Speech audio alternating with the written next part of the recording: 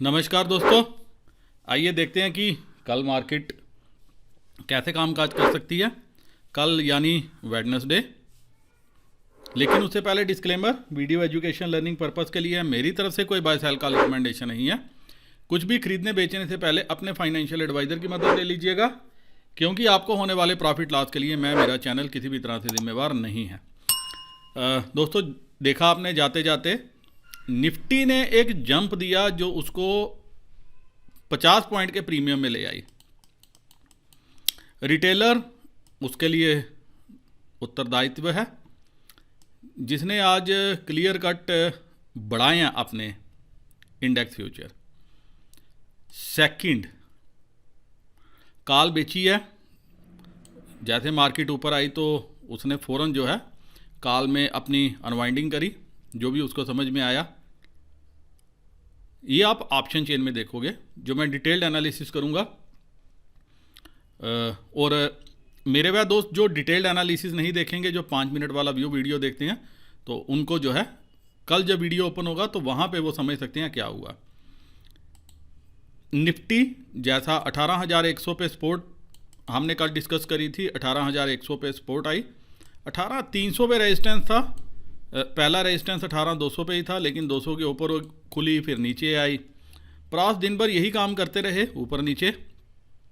लेकिन ultimately retailer ने ताकत दिखाई, प्राइस को ट्रैप करने में कामयाब हुए। लेकिन क्या सच में कामयाब हुए या खुद ही ट्रैप हो गए, ये देखेंगे आगे डाटा में। एक चीज़ इंपॉर्टेंट ये रही कि 18,308 पे निफ्टी स्पॉट की क्लोजिंग हुई। क्लोजिंग नहीं हुई, लेकिन जो पोस्ट क्लोजिंग हुई वो 18,268 पे हुई है। वो आप आगे देखोगे, मतलब 50 पॉइंट सीधा सीधा यहाँ से ही कम हो गए वापस। तो इसका मतलब मुझे जो समझ में आ रहा है, शॉर्ट कवरिंग में रिटेलर ने थोड़ा सा खींच लिया मार्केट को। मार्केट ऊपर चली गई और कुछ प्राइस अपनी कॉल कवर करने में लग गए। पैनिक तो इनमें भी आएगा। तो यहाँ पे आप देखिए 26,000 कंट्रैक्ट लॉन्ग ऐड किए हैं, 55,000 कंट्रैक्ट जो है वो शॉर्ट ऐड किए हैं, क्लोज किए हैं शॉर्ट। तो इसका मतलब ये कल थोड़ी सी बुलिश पोजीशन लेके गए हैं कल के लिए। अब नेट बेसिस पे क्या हुआ है और ओवरऑल पोजीशन क्या है, एक बार उस पर नज़र मारिए। रिटेलर बीरिश पोजीशन लेके गया है। स्टॉक फ्यूचर इंडेक्स तो खरीदे हैं, लेकिन कॉल और पुट जो है, कॉल बेची है, पुट खरीदी है। इसको मैं ऐसा देख रहा हूँ कि ऊपर के लेवल पे इन्होंने अपनी अनवाइंडिंग की है। अभी भी कॉल इनके पास थोड़ी सी पड़ी हुई है और अच्छी खासी कॉल प्राइस ने राइट की हुई है। FII बुलिश पोजीशन लेके गया है, प्राइस बुलिश पोजीशन लेके गया, और DII बीरिश पोजीशन लेके गए हैं। नेट बेसिस पे 30,000 प्लस कंट्रैक्ट हैं रिटेलर के पास, 81,440 कंट्रैक्ट शॉर्ट है DII। FII 26,114 कंट्रैक्ट लॉन्ग है, लेकिन नंबर इन्होंने कम किया है। 24,545 कंट्रैक्ट प्राइस के पास हैं, इन्होंने भी नंबर कम किया है। वो इसी चलते हुआ कि इन्होंने कोशिश की होगी मार्केट को नीचे लाने की, लेकिन नहीं ला पाए। इसी चक्कर में 9,682 9,682 कंट्रैक्ट रिटेलर के पास हैं, 401 कंट्रैक्ट्स DII के पास हैं। FII 99,210 कंट्रैक्ट हैं, और प्राइस 1,09,000 कंट्रैक्ट अभी भी शॉर्ट साइड पे हैं। पुट में 2,61,000 कंट्रैक्ट रिटेलर के पास हैं, जो अभी ये राइट करके बैठा हुआ है, बेच के बैठा हुआ है। 64,190 कंट्रैक्ट DII के पास हैं, 2.5 लाख कंट्रैक्ट FII के पास हैं, और 52,000 कंट्रैक्ट जो है प्राइस राइट करके गया। मतलब जो इसने थोड़ा सा बेचा, जो इसने बेचा वो हमारे पुट रिटेलर ने खरीदी है। लेकिन यहाँ पे थोड़ी सी गड़बड़ है। 11,33,000 कंट्रैक्ट जो है रिटेलर खरीद के गया है स्टॉक फ्यूचर के। 1,67,000, मतलब प्राइस भी आस्ता आस्ता अपना नंबर कम करा है। 1,67,000 कंट्रैक्ट प्राइस के पास है। DII 12,96,000 कंट्रैक्ट शॉर्ट है, और FII 4,259 4,259 कंट्रैक्ट ये शॉर्ट है। अब चलते हैं दोस्तों बाकी पैरामीटर्स के ऊपर, देखने की कोशिश करते हैं कि कल मार्केट की दिशा दशा क्या रह सकती है। फिलहाल दोस्तों SGX निफ्टी तो ऊपर ही है, US मार्केट ऊपर है, और Russell 2000 भी ऊपर है, यूरोपियन मार्केट भी ऊपर है। लेकिन एक मार्केट है, मैं देख रहा था अभी, ब्राज़ील कल 2.5% ऊपर थी, अभी 1% डाउन है, लेकिन ये आ जाएगी ऊपर ऐसा लग रहा है।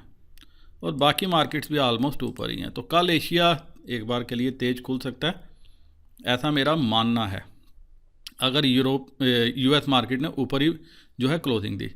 लेकिन बॉन्ड यील्ड जो है 1.6 के ऊपर चल रहे हैं, तो क्या ये खाली एक मंथली एक्सपायरी के चक्कर में ही सारी मार्केट्स रुकी हुई हैं, अक्टूबर महीने की क्लोजिंग करवाने के लिए रुकी हुई हैं?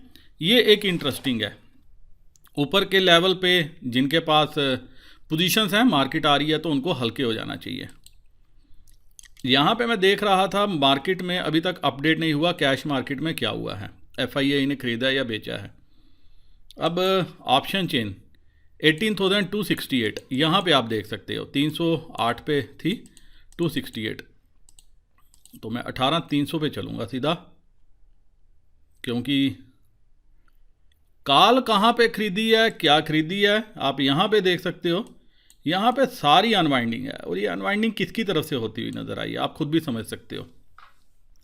पुट पे 18,300 पे एडिशन है, कोई एडिशन कोई बड़ा लंबा चौड़ा नहीं है, 18,300 पे है, 18,250 पे है, 200 पे है, 18,100 पे है। ये जो पुट है ये आप मान के चल सकते हो रिटेलर लेके गया ईजिली, और 300 पे ही रेजिस्टेंस है, 1,04,000 कंट्रैक्ट हैं, नंबर ये भी बड़ा है। उसके बाद 18,400, 500, मतलब हर लेवल पे आपको अनवाइंडिंग ही नज़र आएगी।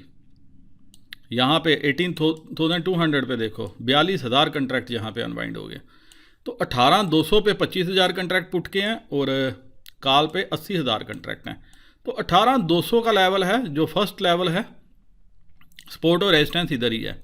उसके बाद अब 300 पे रेजिस्टेंस है, लेकिन अब मार्केट कर क्या सकती है, 350 के ऊपर की क्लोजिंग थी, 18,350 प्लस फ्यूचर में 50 पॉइंट का प्रीमियम था। तो अगर गैप अप हो जाती है, और स्वाभाविक हो भी सकती है, कोई बड़ी बात नहीं है, 320-30 के ऊपर निकलेगी तो ये 400 तक जा सकती है। फिर क्योंकि आप पुट में एडिशन होता हुआ देखोगे, नंबर अभी बड़ा है, लेकिन रिटेलर हमारे दलेर हैं, ये कभी कुछ भी कर सकते हैं। आज आप देखिए पुट में कितनी अच्छी कुटाई की गई है इनकी। ये पुट में इंटरेस्ट लेते रहे, 200 पे भी आ गया, लेकिन नंबर अभी उतना बड़ा नहीं था जितना हम देखते हैं, लाखों के हिसाब से नहीं था पुट में। शायद कल मिल जाए आपको, कोई बड़ी बात नहीं है। लेकिन इस डाटा को देख के एक बात समझ में आती है कि प्रॉस कोशिश करेगा मार्केट को एक बार के लिए थोड़ा सा फ्लैट या नीचे खोलने की, या ऊपर खुल गई तो नीचे लाने की, सो दैट वो यहाँ पे और पोजीशन अपनी जो है वो हल्की कर सके। 18,200 पे अभी भी अच्छी राइटिंग है उसके पास, पूरी पोजीशन नहीं है, 80,000 कंट्रैक्ट कम नहीं होते वो। लेकिन 300 के ऊपर 1 करोड़, ये मैंने कल भी आपसे फिगर डिस्कस किया था, 1 करोड़ शेयर शॉर्ट है। तो 330-340 के ऊपर अगर निफ्टी स्पॉट निकल के ट्रेड करना शुरू करता है तो वो 400 तक मार्केट को खींच सकता है। फिर यहाँ पे पुट लेनी है, क्या करना है, वो लाइव मार्केट पे पोजीशंस पे नज़र रखेंगे, डाटा पे नज़र रखेंगे, जैसा ही डाटा इंडिकेट करेगा वैसा काम काज करेंगे। नीचे अगर 18,150-200 इस लेवल पे अगर मिलता है तो एक बार के लिए आप बाय करके चल सकते हो। मुनाफा जो है 400-450 की रेंज में आप बांध सकते हो एक बार आए तो। ये रेंज रह सकती है कल के लिए निफ्टी की। बैंक निफ्टी क्या कर सकती है, 41,238 ये लेवल है, आज कमज़ोर थी, 41,238। आप देखिए वहाँ पे आपको अनवाइंडिंग नज़र आई है, लेकिन यहाँ पे एडिशन नज़र आया, हर जगह काल पे एडिशन है। और पुट पे 41,000 पे 16,000 कंट्रैक्ट ऐड हुए हैं, यहाँ पे भी 41,200, 300, 400 हल्का हल्का नंबर यहाँ पे भी ऐड है। तो यहाँ पे रिटेलर ने क्या किया, दोनों तरफ से पोजीशंस बनाई हैं, और कुछ पोजीशन हमारे FII भी कैरी करके गए हैं। तो ये मान के चल सकते हैं कि बैंक निफ्टी में तो आपको अनवाइंडिंग नज़र आ रही है। ये कॉल जो है ये शायद थोड़ी बहुत FII ने कैरी की हूँ, लेकिन आप देखिए यहाँ पे जो है लाल रंग है, कॉल्स में कोई ख़ास एप्रिसिएशन नहीं है। कल के लिए वही जो आज के लिए था, 41,500 के ऊपर निकलेगी तो तेज़ होगी, 41,600, 500 के ऊपर अगर निफ्टी स्पॉट निकलेगा तो तेज़ होगा, और अगर इसके नीचे निकला तो बेस 41,000 पे है और रेजिस्टेंस सिर्फ 41,500 पे ही बनेगा। यहाँ भी पुट में हल्की हल्की जो है अनवाइंडिंग हुई है। अब इस पुट को देख के लग रहा है कि यहाँ पे रिटेलर ने बेस बनाने की कोशिश किया 41,000 में, और 41,000 अगर स्लिप हुआ तो 4800 के लेवल पे नेक्स्ट सपोर्ट है। इसके नीचे स्लिप हुआ तो फिर आप 40,500 पे सपोर्ट आती हुई नेक्स्ट देखोगे। तो दोस्तों कोई भी कारण, कोई भी रीज़न रहे कि अगर हमें 4800 के लेवल के आसपास अगर बैंक निफ्टी मिलती है खुलते हुए, तो एक बार के लिए आप कॉल बाय करके चल सकते हो। और दिन के दौरान भी अगर 40,800 के आसपास मिलती है तो यहाँ पे आप आराम से बाय करके चल सकते हो। आपका स्टॉप लॉस होगा 40,700, इसके नीचे जाएगा तो आपको उस कॉल से वापस निकल जाना चाहिए। और ऊपर 41,500 के लेवल के आसपास क्या पुट ट्राई करनी चाहिए, कर सकते हो, क्योंकि आज भी दिक्कत आई, परेशानी आई इस लेवल को पार करने में। लेकिन एक चीज़ है, एक्सिस बैंक के रिज़ल्ट काफ़ी अच्छे आए हैं, तो ऐसा ना हो कि कल ऑपरेटर कोई और गेम प्लान कर रहा हो। बजाज फाइनेंस के रिज़ल्ट भी अच्छे हैं, लेकिन मेरा मानना ये है कि काफ़ी लोग कह रहे हैं कि ICICI बैंक का जैसे रिपीट हो सकता है, क्योंकि एक्सिस के रिज़ल्ट उससे भी अच्छे हैं। तो अगर मार्केट को खींचना हुआ तो एक्सिस बैंक को 10% गैप अप करवा के खींच सकते हैं। एक ही तरीका है बैंक निफ्टी को ऊपर। तो उस केस में अगर एक्सिस बैंक आप ऊपर खुलते हुए देखो तो बैंक निफ्टी पे पुट की हिम्मत मत करना, वेट कर लेना। फिर 42,000 इस लेवल के आसपास पुट बनेगी, फिर यहाँ पे पुट नहीं बनेगी, क्योंकि ऑपरेटर कुछ भी कर सकता है। लेकिन सभी बुलिश थे एक्सिस बैंक के रिजल्ट को लेके, तो मेरा कन्विक्शन, मेरा जो ऐसा लग रहा है कि 2-3% अपसाइड मिल सकती है, लेकिन वो सोल्ड आउट हो जाएगी। जैसे आज आपने कोटक बैंक के केस में देखा कि पहले तो काफ़ी ऊपर गया, लेकिन जाते जाते क्या होगा, ऊपर से 30-40 रुपये नीचे आ गया। लेकिन रीज़न कोई भी हो, 40,800 के आसपास आपको पुट लेनी है, मिलती है बैंक निफ्टी। 41,800 जो कल का हाई है इसके आसपास जाए तो एक बार 41,800 42,000 के आसपास जाए, यहाँ पे पुट ट्राई कर सकते हो। डाटा पे नज़र रख लेना, क्योंकि अगर ये जो शॉर्ट कवरिंग आई ये अच्छी आनी चाहिए। जी हाँ, हर लेवल पे बहुत अच्छा ओपन इंटरेस्ट ऐड है। अगर ये शॉर्ट कवरिंग आई तो ये बैंक निफ्टी को 42,000 के लेवल तक ईजिली टच करवा सकती है बिना किसी मेहनत के। तो आपको ये ध्यान रखना है कि कल काउंटर ओपन कैसे होता है, एक्सिस बैंक प्री मार्केट में कैसे ओपन होगा।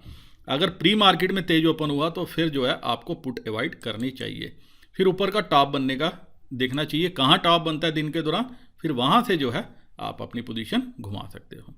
उम्मीद है दोस्तों इस एनालिसिस के बेसिस पे कल आपको ट्रेड लेने में सहायता मिले और आप ढेर सारा प्रॉफिट घर लेके जाओ। मेरे वह दोस्त जो एंजल ब्रोकिंग 5 पैसा, अपस्टॉक, SAS ऑनलाइन किसी भी डिस्काउंट ब्रोकर के साथ अपना अकाउंट ओपन करना चाहते हैं, डिस्क्रिप्शन में मैंने लिंक दिया, लिंक को क्लिक करके आप अपना अकाउंट ओपन कर लीजिए। हो सके तो एक बार के लिए डिटेल्स भी मेरे साथ जरूर शेयर कर लीजिएगा। इसी के साथ वीडियो करता हूँ ख़त्म। नमस्कार, जय हिंद।